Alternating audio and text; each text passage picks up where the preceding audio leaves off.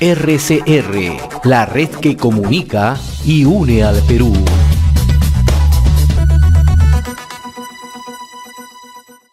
Seguimos acompañándolos a través de Enlace Regional RCR, Red de Comunicación Regional. A esta hora le damos la cordial bienvenida al doctor Jorge González Izquierdo, reconocido analista en temas económicos, docente universitario.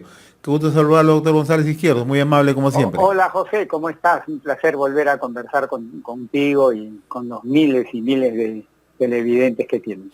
¿Qué efectos puede presentarse para las proyecciones de crecimiento de nuestra economía esta cuarentena focalizada, ¿no? Son 32 provincias de varias regiones y además las restricciones que ha impuesto el gobierno a distintas actividades económicas, fundamentalmente a las MIPES, ¿no? ¿Cómo está usted mirando en perspectiva nuestra economía?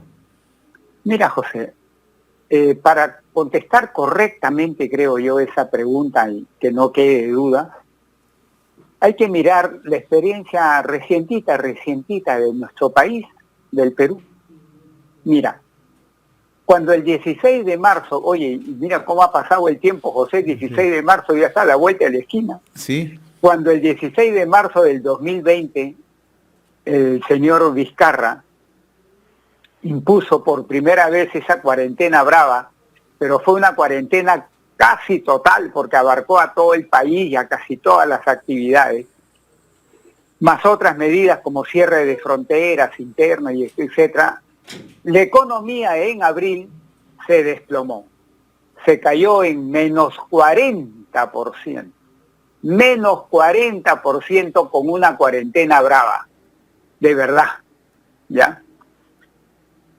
Luego, en agosto, se produce el primer rebrote de la pandemia y el gobierno del señor Vizcarra se vio obligado otra vez a tomar medidas restrictivas, solo que ahí ya tomó cuarentenas focalizadas como ahora y le metió cuarentenas focalizadas a 4 regiones, entre ellas Arequipa como ahora, ¿no? Más a 17, 18 provincias de otras regiones. ¿Qué pasó? De que la economía no se desplomó, ni en agosto ni en septiembre, que fueron los 2 meses que duraron esas medidas, sino ¿qué le pasó? Que cuando estaba recuperándose, hizo esto. Su proceso de recuperación casi se paró. Comenzó a crecer 1%, 2% al mes. O sea que lo que venía así, con esas cuarentenas focalizadas. Entonces, contestando a tu pregunta con la experiencia de nosotros mismos. Hoy día nos han puesto cuarentenas focalizadas a 10 regiones, ¿no? Más algunas otras medidas. ¿Cuál va a ser el efecto sobre la economía nacional? Va a ser un efecto, creo yo, sobre la tasa de crecimiento, la tasa de recuperación de la economía, pero no la va a desplomar como en abril y mayo del año pasado. Va a hacer que la economía crezca muy poquito, de repente algo en términos negativos el mes de febrero y de repente marzo, o muy poquito en términos positivos, pero va a ser un costo acotado, y fundamentalmente por esta razón. Porque cuando se lanzó la cuarentena, yo la llamé trucha, una cuarentena bamba, porque la gran mayoría de actividades están funcionando.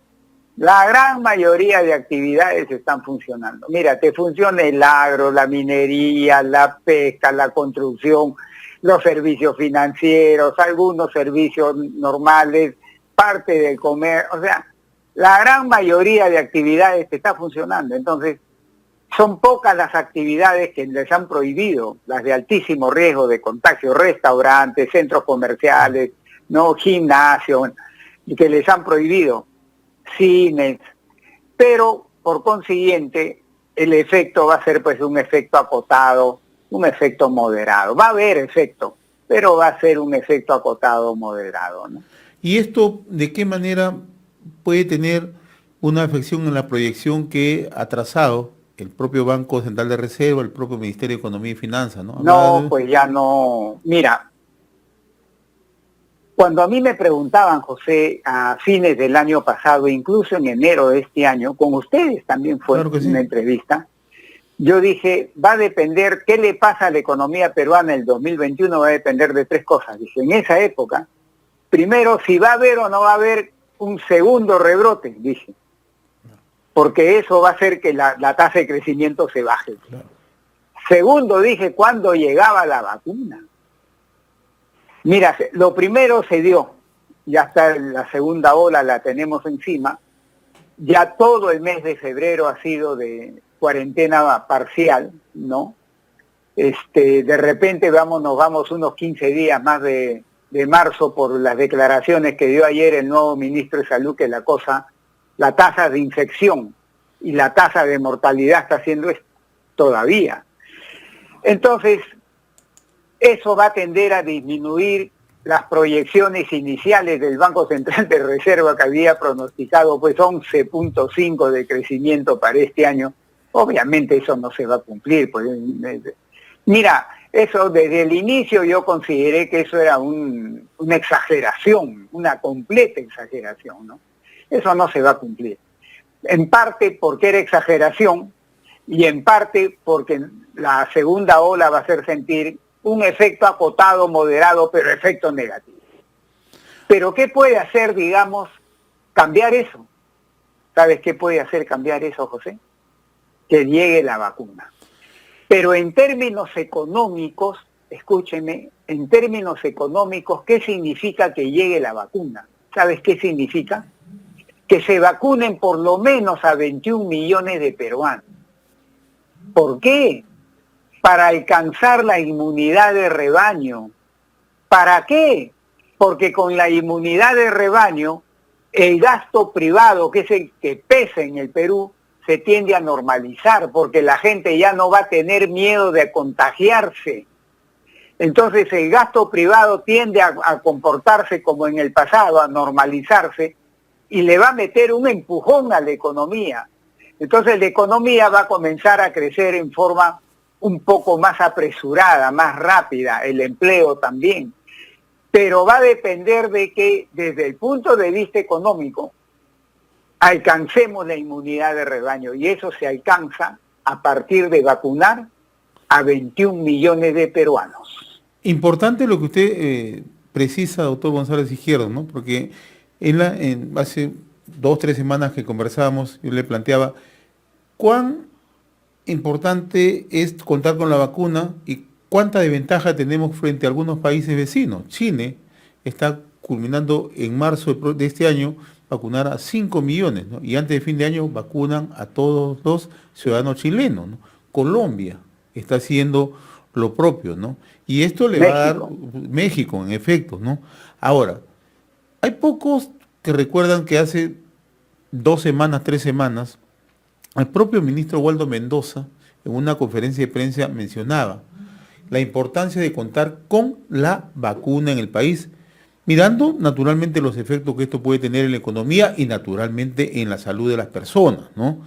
Entonces, ¿qué pasa cuando tenemos un país donde no tenemos con claridad la llegada de las vacunas y donde hay mucha resistencia, ¿no?, en buscarles salidas para que se pueda importar vacuna de parte de los privados sin quitarle justamente el control de la importación o del control propiamente de todas las restricciones y consideraciones al gobierno o al Estado, ¿no?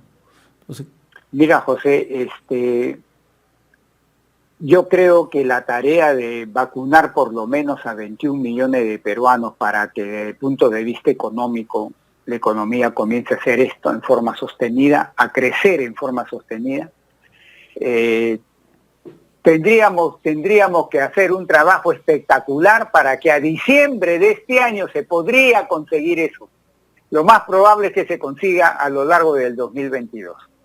Y ya no va a ser trabajo de este gobierno del señor Sagasti, va a ser del otro, del que se siente el 28 de julio.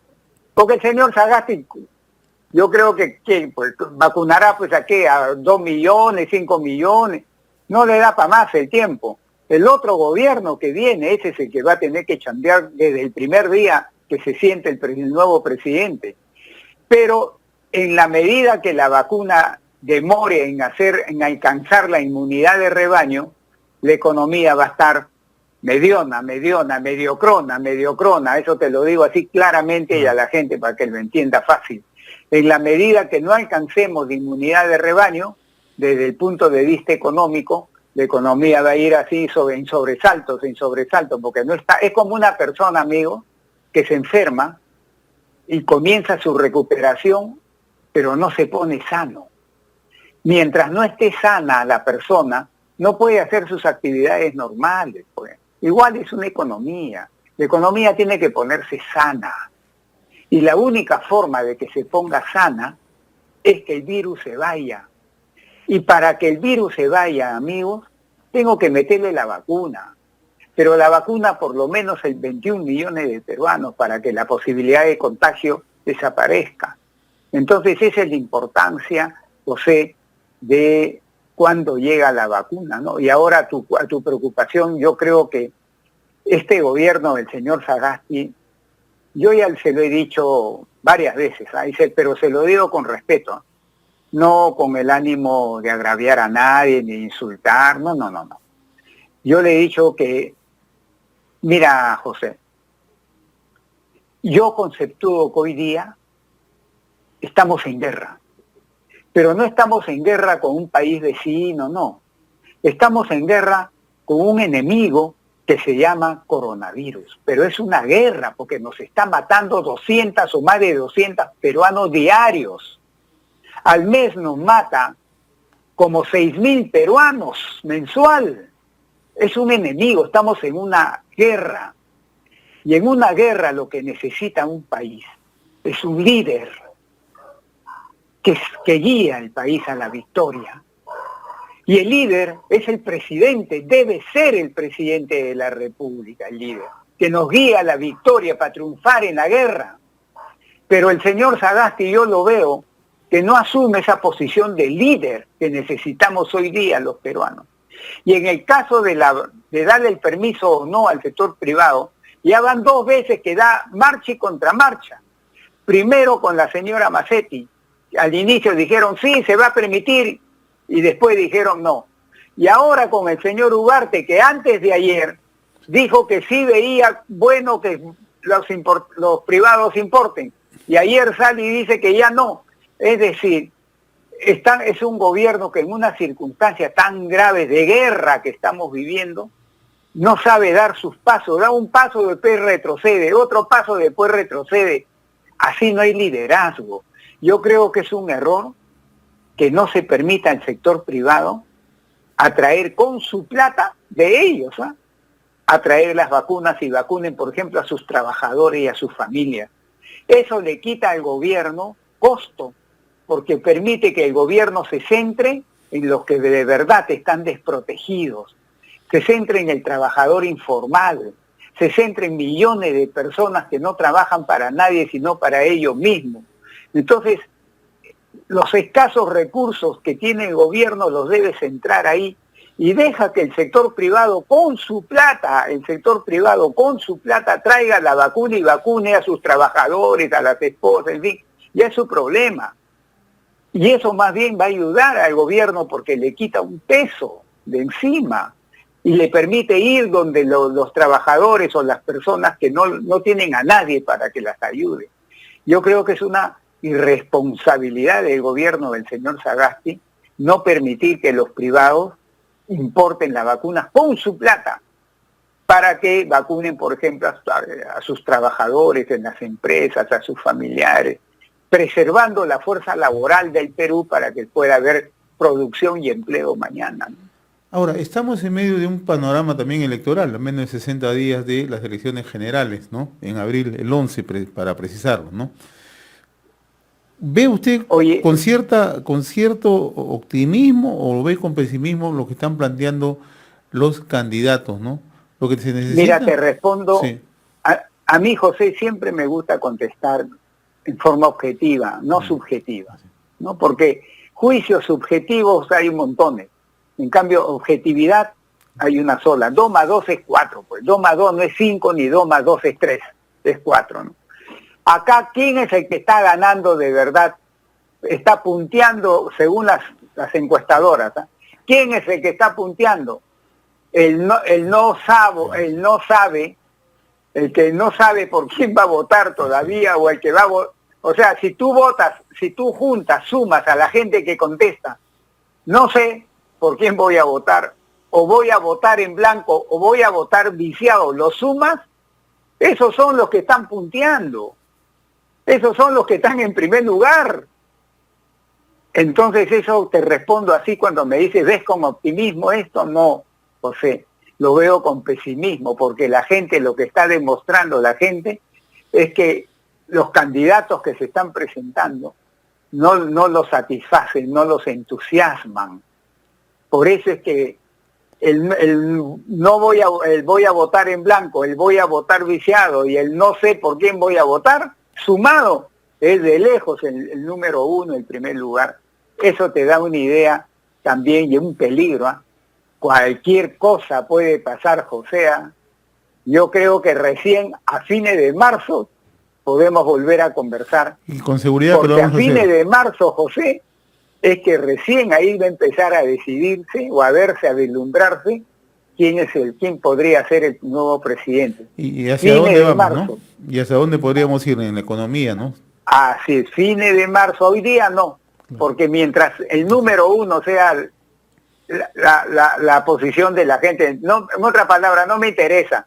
Mientras el número uno sea eso, es bien difícil hacer análisis de las encuestas o de quién podría ser presidente, ¿no? Doctor Jorge González Izquierdo, como siempre, muy reconocido por esta comunicación. No, José, a ustedes por permitirme conversar con los miles y miles de televidentes que tienen a nivel nacional. Que Dios nos bendiga, que somos un bonito país, que no nos merecemos lo que estamos pasando, ni nos merecemos, José y amigos, la clase dirigencial que tenemos. No solo me refiero a los políticos, ¿no? La clase dirigencial en general, porque miren ustedes el escándalo que acabamos de ver nosotros con las vacunas, donde mucha gente se ha embarrado, Dios mío. Pero somos un bonito país, es cuestión nomás de tomar buenas decisiones y poner las cosas en su sitio, amigo. Yo le agradezco la gentileza, como siempre, doctor González Izquierdo, muy amable. Gracias, José. RCR, la red que comunica y une al Perú.